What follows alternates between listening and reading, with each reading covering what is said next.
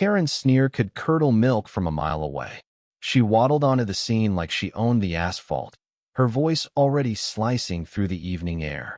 The neighborhood pharmacy's parking lot, usually a quiet corner of Maplewood, was about to become her stage and her downfall. It was a humid Tuesday, the kind where the air clung to your skin like a bad decision. I'm Lena, a 28-year-old barista with a chronic illness that demands a strict medication schedule. My delivery from MediSwift was due at 6 p.m., a lifeline of pills that kept my world from spinning out of control. I'd been waiting outside the pharmacy, checking my phone obsessively, when I saw the delivery van pull up. The driver, Jamal, a lanky kid with a nervous smile, hopped out with my package. That's when Karen, the HOA's self-appointed dictator, swooped in like a vulture spotting carrion. Karen was infamous in Maplewood. She'd fine you for a lawn half an inch too long, scream about kids' chalk drawings on sidewalks, and once tried to ban Mrs. Nguyen's herb garden for aesthetic violations. At 5 feet 4 inches and easily 300 pounds, she carried herself with the arrogance of someone who thought the world owed her a throne. Her bleached blonde hair was perpetually teased into a helmet, and her voiceio, that voice could make dogs howl in protest. Today, she was in rare form, her floral muumuu flapping as she stormed toward Jamal. "That's mine," Karen barked, snatching the MediSwift bag from Jamal's hands before he could blink. "I've been waiting all day for my order," Jamal stammered, clutching his tablet. "Ma'am, I need to scan the barcode. This is for Lena Carter, not."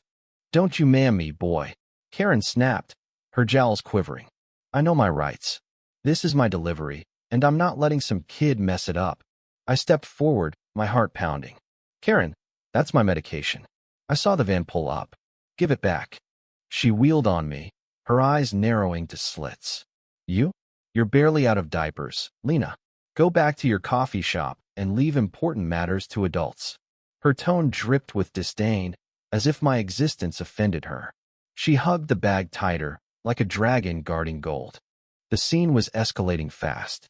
Mrs. Nguyen, who'd been watering her roses across the street, shuffled over, her face creased with worry. "Karen, you can't just take someone's medicine," she said softly, her accent thick but firm. "That's wrong. Mind your business, old lady." Karen spat, waving a manicured claw. "This is between me and the delivery boy." Jamal, barely 19 and new to the job, looked like he might cry. "I could lose my job, ma'am. Please, just let me check the order." Karen laughed, a harsh, grating sound. "Lose your job? Good. Maybe you'll learn to do it right next time." She turned to storm off, the bag still clutched in her meaty hands. That's when I lost it. My medication wasn't just a prescription, it was my ability to function, to live without pain seizing my body. "Karen, that's a federal offense," I shouted, my voice shaking. "Stealing a medication delivery is a felony. You're not walking away with that." She froze, her back to me, then slowly turned. Her smirk was pure venom. "A felony? Don't make me laugh, you little drama queen. I'm Karen Voss. I run this neighborhood. Nobody's arresting me." Oh, how wrong she was. Unbeknownst to Karen, the pharmacy's security guard, Mike, had been watching from the doorway.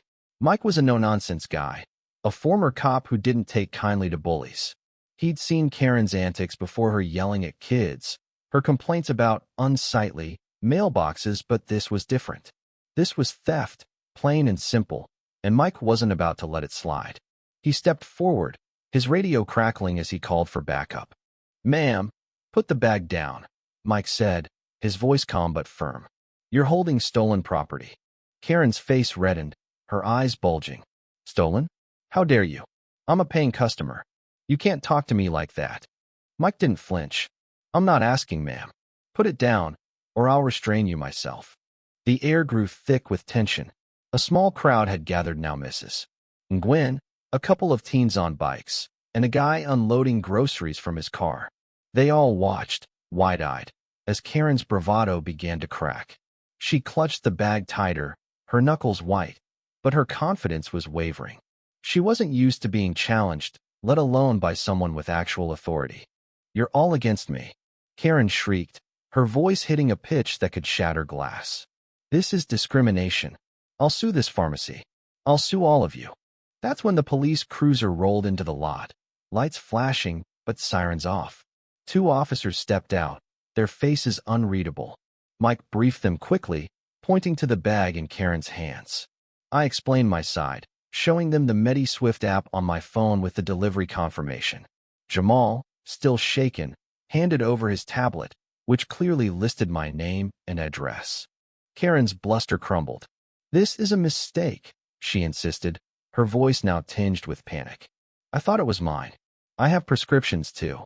"Ma'am, step away from the bag," one of the officers, a woman with a no-nonsense ponytail, ordered.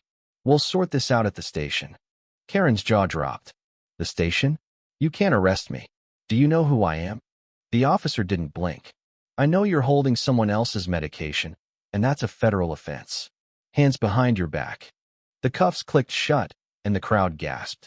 Karen's face contorted in a mix of rage and disbelief as the officer led her to the cruiser. "This isn't over," she yelled, her muumuu catching on the door as she was guided inside. "I'll have your badges for this." As the cruiser pulled away, the tension in the lot dissolved. Jamal handed me my medication, his hands still trembling. "I'm so sorry, Lena," he said. "I didn't know what to do." "You did fine," I told him, managing a smile. "She's the one who messed up." Mrs. Nguyen patted my arm. "That woman's been trouble for years. Maybe this'll teach her." Mike nodded, his face grim. "She didn't just steal your meds, Lena. She tampered with a controlled delivery. That's serious time." I looked at the bag in my hands, the weight of it grounding me. Karen had always acted like she was above everyone else, untouchable in her little HOA kingdom. But tonight, her arrogance had collided with reality, and reality won. The next morning, Maplewood was buzzing. Word of Karen's arrest spread faster than her complaints ever had. At the coffee shop, customers whispered about how she'd tried to bully her way out of the police station, demanding to speak to the chief. By noon, the HOA board had already scheduled an emergency meeting to strip her of her presidency. Mrs. Nguyen told me later that Karen's fines and rules had been overturned, one by one, as the neighborhood reclaimed its peace. I'd like to say I felt sorry for Karen, but I didn't. She'd built her empire on intimidation, belittling anyone who dared cross her. She'd stolen more than my medication, stolen moments of dignity from everyone in Maplewood. Her arrest wasn't just justice. It was a reckoning. As I popped my pills that night, I thought about the look on her face when the cuffs went on. For the first time, Karen Voss wasn't in control. And maybe, just maybe, she'd learned that the world didn't revolve around her. The end.